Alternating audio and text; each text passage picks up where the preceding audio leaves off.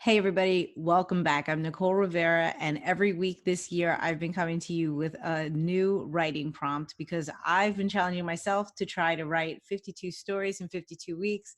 And I figured the best way to do so would be to have a prompt for each week.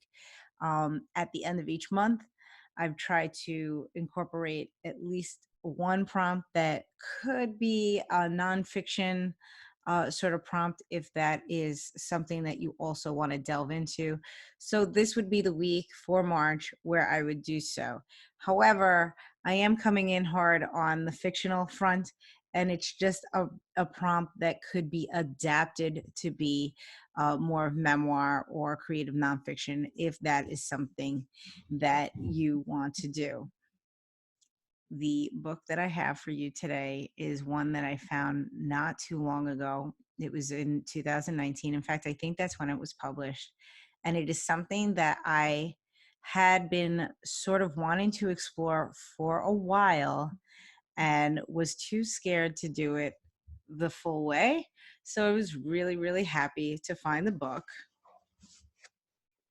Improv for Writers because I'm a chicken and I still haven't gone to like a real improv type of course. Now, if you are like me here in New York City, we can't get out and do cool things like that anyway, although I'm sure somebody's doing improv via Zoom or online. But this is a fantastic book for writers. So it's not just improv, and then it's up to you to sort of figure out how to apply it to your writing. This book does the work. So it's Georgiana Marie, who was an improv and probably still is an improv instructor for many years. And so she has taken so many of the standard and maybe not so standard activities that are done in an improv setting and translated them into writing exercises. We will be revisiting this book again this year because there's so much in here, and they're so different that I feel like it's definitely not enough for me to do simply one of these activities when I'm looking for 52 prompts in one year. But for this week, thinking of something that could be getting us into a really cool fictional story or something that could tap into our own memories, I opened up and found a really fun activity. If you have the book, this is on page 100, and it's the game called Family Portraits. And it's just really a lot of fun. So, what we are going to do here is delve into character first. And I don't feel like we've done that, at least in a couple of weeks, where we've really looked at character rather than a plot or a general story idea. So there were a number of reasons why I really like this for this week. So I'm going to just read to you what the game of Family Portrait says. Uh, the next game is ignited by a visual. I mean, we can't sit around all day asking for ideas and not getting any and getting annoyed. By the way, if that happened, it ain't no thing but a chicken wing. Try it again some other time. But for now, check this out. We're going to come up with some ideas, malleable ideas, remember. That takes the pressure off. And we're going to use some silly images, or not so silly. If you look up the Romanoffs, you'll see. So, what are we going to do? Since we're all connected to the internet right now, we are going to use it to our advantage. We're going to hit up Google and we are going to look up family portraits. Now, what adjective you place in front of that search, whether or not you write silly family portraits, creepy family portraits, embarrassing family portraits, epic family portraits. I had a blast doing this the other day, just trying to think of like what are some of the things out there. You are going to search for family portraits and you are going to select one as your inspiration. So basically, this is a game meant to do three things: mix up our routine, get us to write quickly without thinking, and possibly give us a subject to build a story around, using characters who catch our eye. By the end, you'll have several new ideas for characters, settings, world building, and so on to put in projects, write in depth about, or lock in the attic for later. So what does Georgiana tell us to do? Very simply, as I said, do an internet image search for family portraits. Feel free to refine the search depending on interests to weird family pictures or surreal family portraits or holiday portraits gone wrong. Inspiration will chase you after a little time spent searching on the keywords like awkward store Santa portraits or swap Easter Bunny for Santa.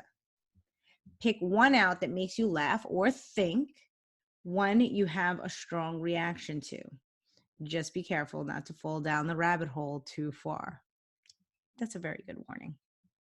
Set your timer for 3 minutes per character. So if you have a family of 3 in a portrait, you're gonna have 3 minutes for the first person and write, 3 minutes for the second person and write, and 3 minutes for the third person and write. The bigger the family, the longer you're going to be writing. Start writing about a character description for each person. Then write about their relationship to each other. Include how they feel about themselves and how they feel about the others in the picture. Reveal what they want to do in the world outside of their family. Get as in depth as you want to.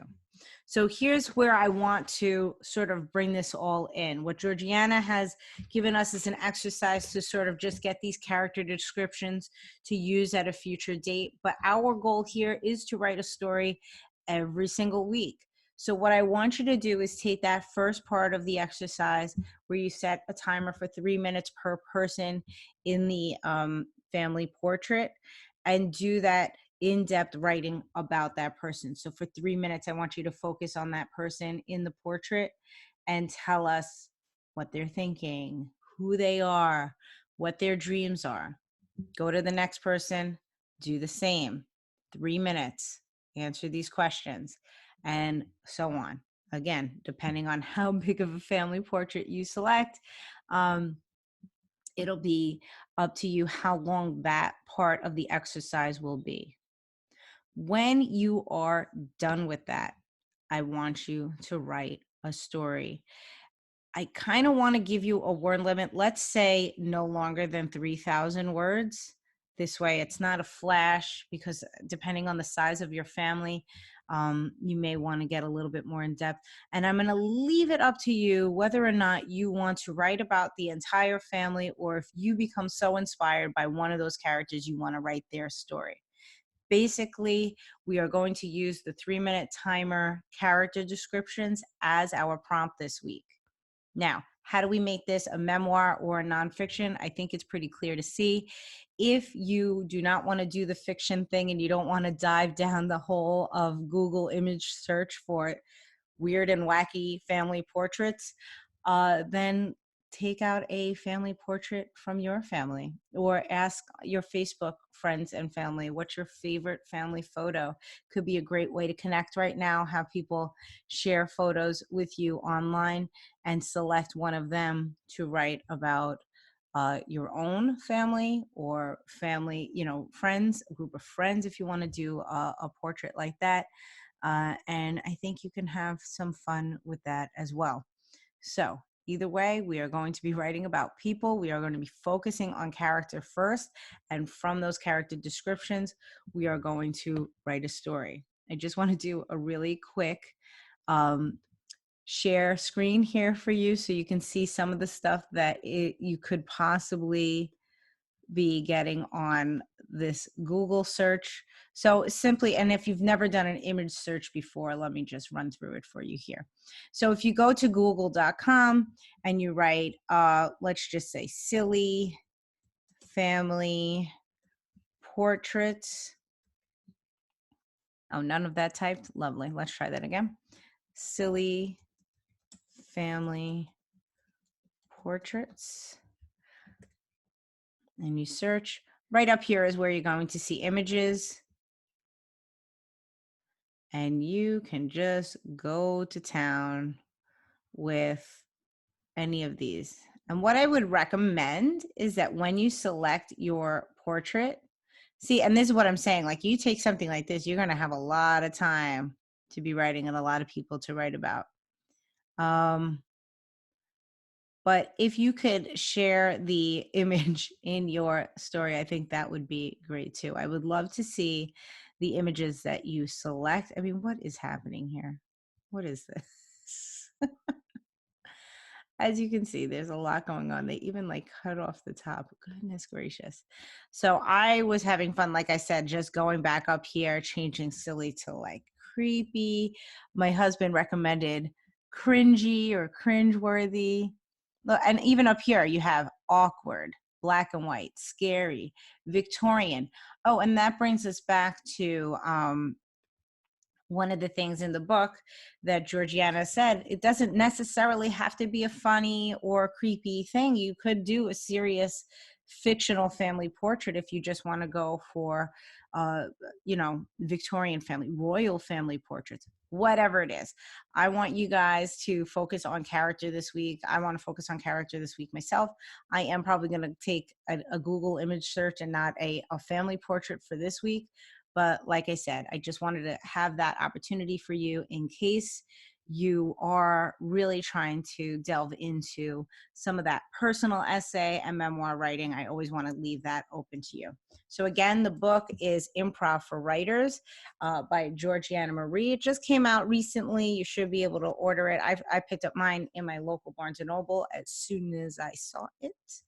And it's got loads and loads of activities, and there's different focuses. There's the whole section on character, one on setting, um, things on movement, and there are some things that really do get into like improv, like getting you to step into your character, which could be a lot of fun as well. But I hope you guys have a great time with this exercise. Again, if you write something, it would be great if you could share it in the comments here on the YouTube channel so that we can see all the stories that go along with this week's prompt. The only other thing that I want to share with you is that this Saturday, if you're watching this, the day it goes live, that would be tomorrow, March 28th, is the annual celebration of something called Earth Hour. If you're not familiar with Earth Hour, it's something that was started, I want to say in 2007, where there's basically a global challenge to take 1 hour of time to unplug, shut off your lights, not use any sort of electricity to honor Mother Earth.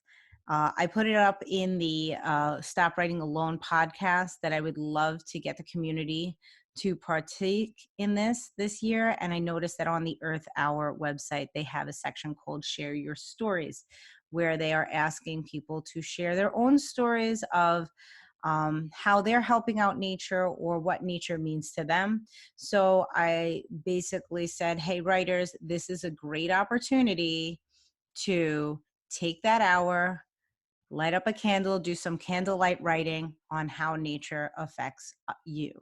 I will put the links down here so that you can join if that is something of interest to you. It's basically at 8:30 p.m. your local time, March 28th, and I hope you join me.